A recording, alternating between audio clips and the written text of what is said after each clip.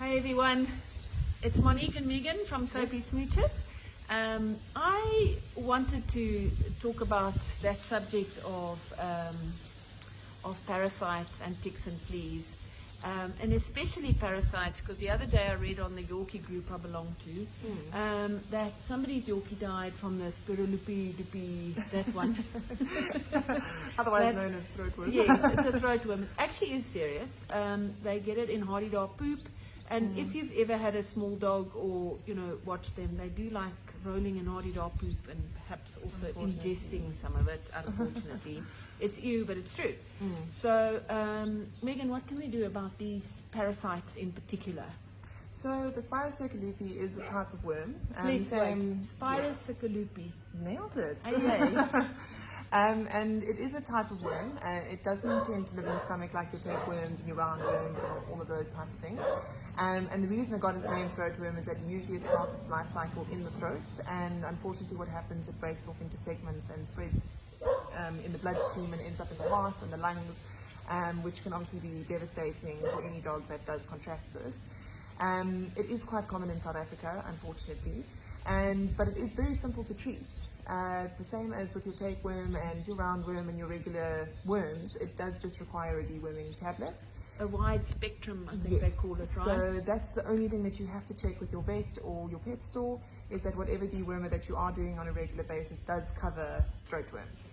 Most of them do at the moment, so there's a lot of the ones that you do get from the vets. We can say a few names. Not that we say, I have to put a disclaimer in that we only recommend those, but we do, there are a few. Yes, your most common one is Milbermax, yes, which is usually the dewormer that your vet will give to you if you go to your vet for deworming.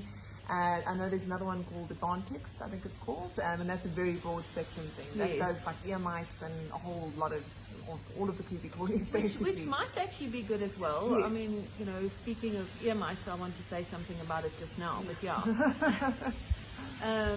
So there are a few. Please don't buy them at the supermarket, as Megan said. The supermarket ones unfortunately are very basic. Very basic dewormers. They don't really cover everything. And they're not so expensive, so they really keep your dogs safe. Once a month, eh? Because that's how I do it. I give all my free once a month. Yeah, so most vets do recommend on a minimum once a month. And that should cover it. Yes, and the other day, actually for cats, by the way, for Ben, because he's not so easy to shove something down his throat, right? Kind of doesn't work so well. So anyway, this thing is going to blow over any minute. Sorry for the shaking. But anyway, so what I saw is there's a new spot-on thing that actually is for worms and for all sorts of parasites as well. That's for cats, guys.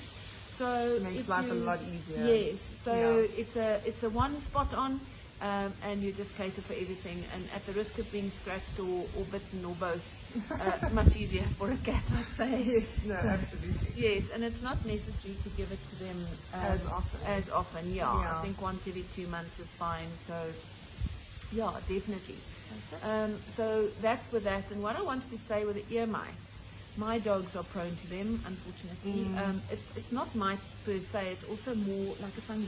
Yes, it's probably like bacterial growths, and it can be a variety of things. And I had Sky, my big Yorkie, at the vet not so long ago, and she's put stuff into the ears that can last for a month. But I see now she's scratching again.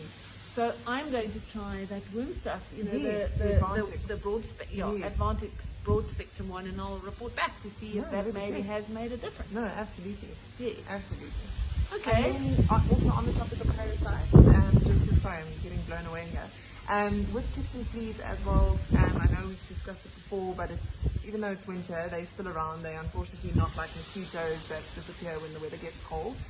So please don't forget to keep using whatever tick and flea products you use on your pets. If you are using a spot-on and you call us to come out and groom the dog, just remember to please wait 2 or 3 days before you put the spot-on on. It just allows the skin to have its natural oils return, so it just helps that product spread a bit better throughout the body. Yes, and please do call us for grooming when it's needed. And thank you for your support. We do appreciate and love you lots. Take care and have a good rest of the week. And stay warm. Yes, stay warm. Stay warm. Take care. Bye.